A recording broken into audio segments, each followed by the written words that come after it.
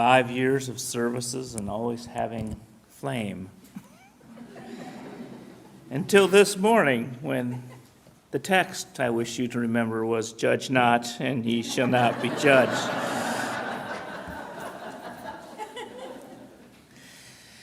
There's similar saying found in Luke 6:37, and it continues to condemn not, and ye shall not be condemned, and forgive, and you shall be forgiven. I wish this was a verse that more Christians would take to heart. It seems so much more inclusive than John 3:16, which states, "For God so loved the world that he gave his only begotten Son, and whosoever shall believe in him shall not perish, but have everlasting life." The verse contains the veiled threat, "If you do not believe, you will perish." And this threat, sadly, is what often passes for Christianity. Instead of encouraging forgiveness, it condemns all non-believers. Any of you who have watched football games have seen the guy holding up John 3:16 in the end zone. When a place kicker lines up to kick the field goal, the sign is there. As if there's not enough pressure in this situation, the kicker must also consider the state of his soul. Just once, I'd like to see Luke 6:37 in the end zone.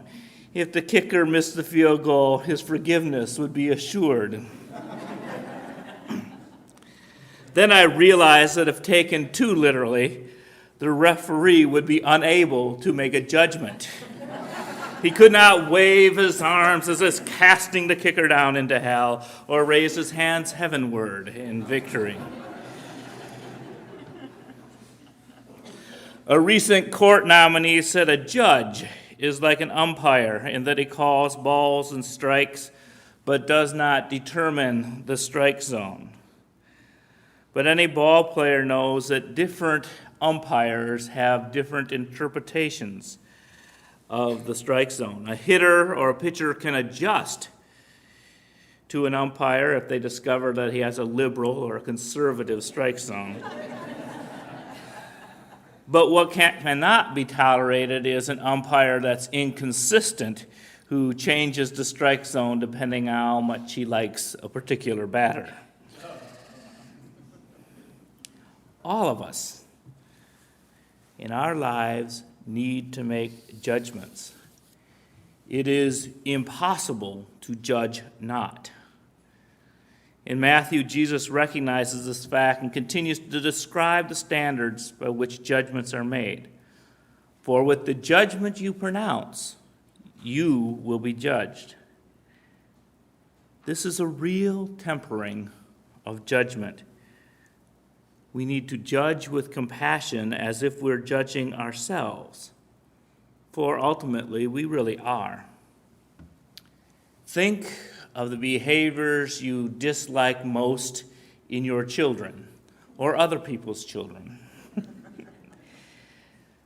Many of them are probably what you dislike in yourselves. No parent wants their children to go where they went wrong. And then on the other hand, if you hear of a horrible crime on the news, we get really angry, almost artificially so, as if to prove to ourselves that we are nothing like the accused. We may even call the accused a monster in an attempt to avoid the fact of our common humanity. To judge as we would want to be judged puts a measure of compassion in our judgments. Live with the myth that we are non-judgmental, when in fact we are very judgmental. The belief that we are unbiased blinds us to our real biases. Only when we admit that we are making judgments can we monitor how we make those choices. Are our judgments based on reason, or are we prejudging a situation? Are we prejudiced? During the recent Senate hearings, Chief Justice Roberts was circumspect in revealing his position on specific issues. Was he hiding something, or was he maintaining judicial neutrality? Your answer to that question probably reflects your bias going into the hearing. He's the 17th Supreme Court Chief Justice in the history of this land. That's such a small number to me, it seems. That's less than half of the number of presidents we've had. Yet, many of us find it hard to name more than 5 Chief Justices, or 2. But it's an extremely important position. They have the final say on the law of the land. In my 8th grade civics class, I was taught about the 3 branches of government. The legislature makes the laws, the executive enforces the law, and the courts interpret the law. The legislature and the presidency are democracy in action. They count the votes, they make and they execute the laws. They serve at the whim of the people. They are the engine of democracy. The court is the brakes. They decide when a law is unconstitutional. They actually thwart democracy. There's lots of things that people think are a good idea, but we don't do because the Constitution protects the rights of minorities. The people of Texas long ago outlawed sodomy. It was the will of the people. And a court, which by most accounts is conservative, said that law violated the constitutional right to privacy. The Constitution outlines basic rights, and it is hard to change by design. It takes a supermajority to add an amendment. Thus, even though the majority of states ratified the Equal Rights Amendment for women, it failed. The courts enforce the tyranny of the minority. It protects the minority from mob rule. It says certain rights should not be violated. But those rights are open to interpretation. Some people argue that there is no right to privacy in the Constitution. And yes, it's true that those words are not in the document. But the Fourth Amendment states the right of people to be secure in their persons, houses, papers, and effects against unreasonable searches and seizures shall not be violated. What constitutes an unreasonable search? That is what a judge decides. Some people say that we must try to determine the original intent of the framers of the Constitution. And I ask, how is that possible? And is that desirable? I think of Griswold versus Connecticut, where people were allowed to buy birth control. What do we think that the founding fathers thought about birth control?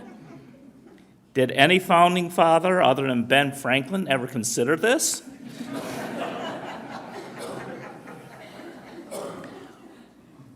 Why would we constrain our thoughts to people who thought it was a perfectly reasonable compromise to count free person as 1, slaves as 3/5, and Native Americans as 0? When John Adams, who was a Unitarian, went to the Constitutional Convention, his wife told him, "Don't forget the women." He did.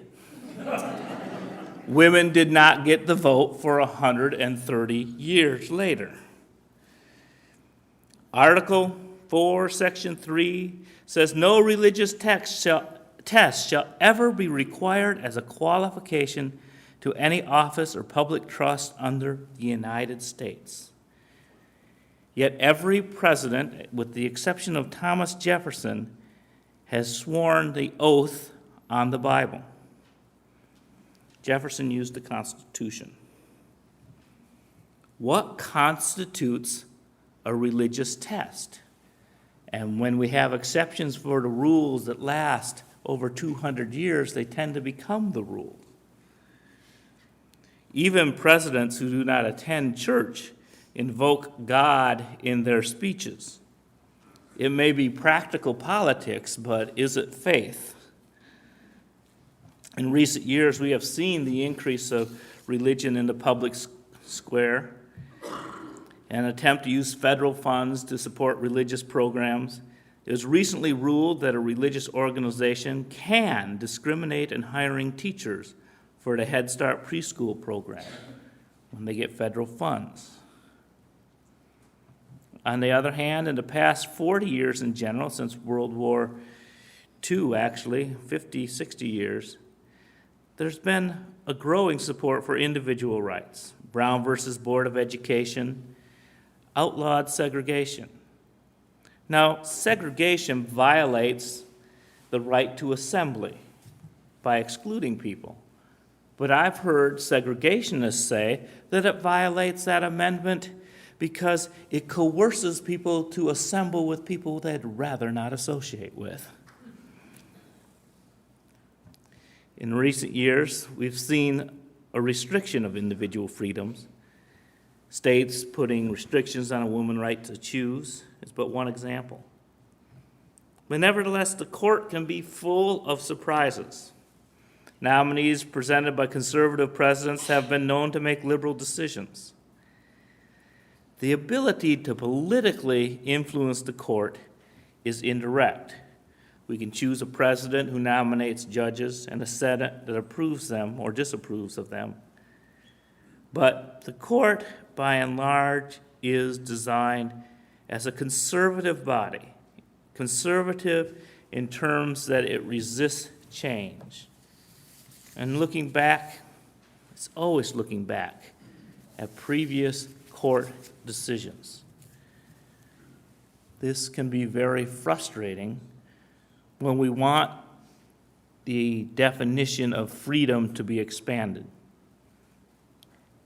And it's a saving grace if we think the court is moving in the wrong direction. We are now facing reversals in some of the civil rights that have been gained in the past few decades. But even that is likely to take time. And this may be a period of setbacks in the cause of freedom, as there have been before, as in the Dred Scott decision and Plessy versus Ferguson, which held back racial equality in this country for over a century. But by and large, there has been an expansion of freedom. And if the court starts restricting our freedom, we will have to work even harder at resorting to democracy. The engines of democracy, the legislature and the president, mobilizing public opinion to put forth amendments, perhaps a new equal rights amendment that includes gender and sexual orientation. But in order to do that, we would have to get busier than we have ever been before to win the public opinion. And it's a bit too easy to sit and complain. We must create a positive vision for America, one that appeals to red and blue states, that emphasizes people's freedom. It requires a different tact, a tact that probably isn't as much fun as the one I enjoy. I'm right and you're wrong. How do we let people understand that separation of church and state is good for their religious expression?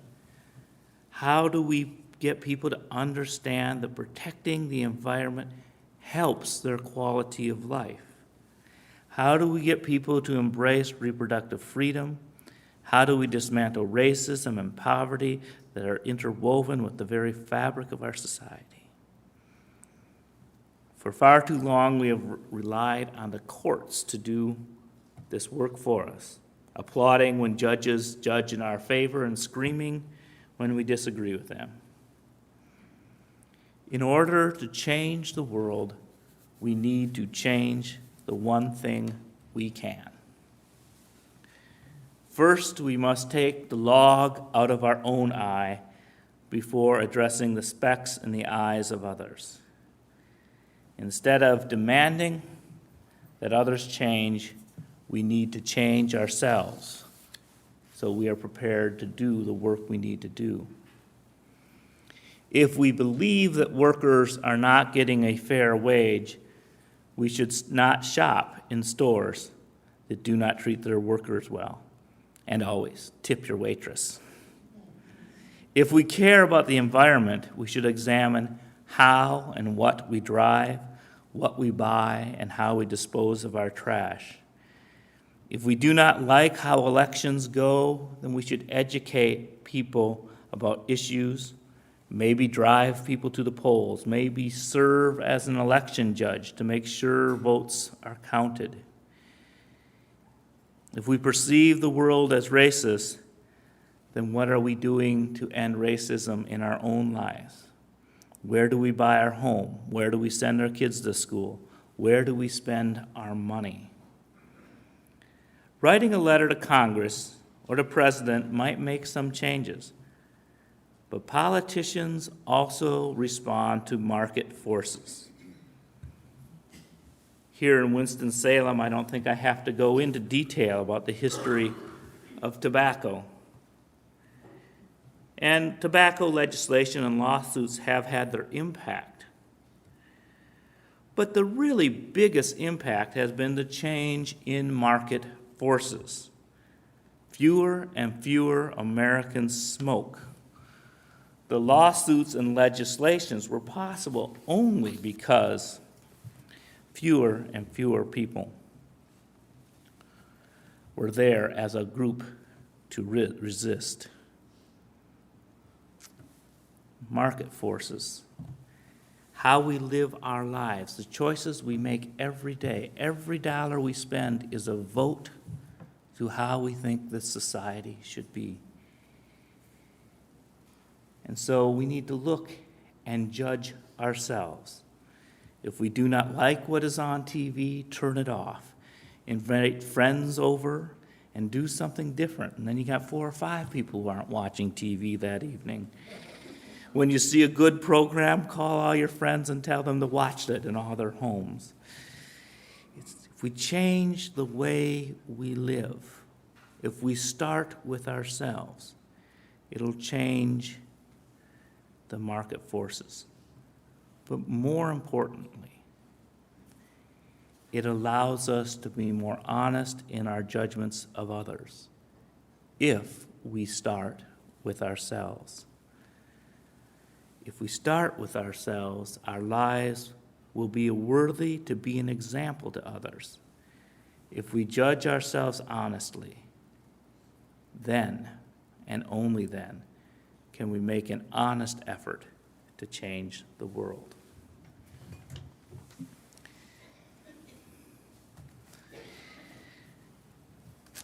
The hymn that we're about to sing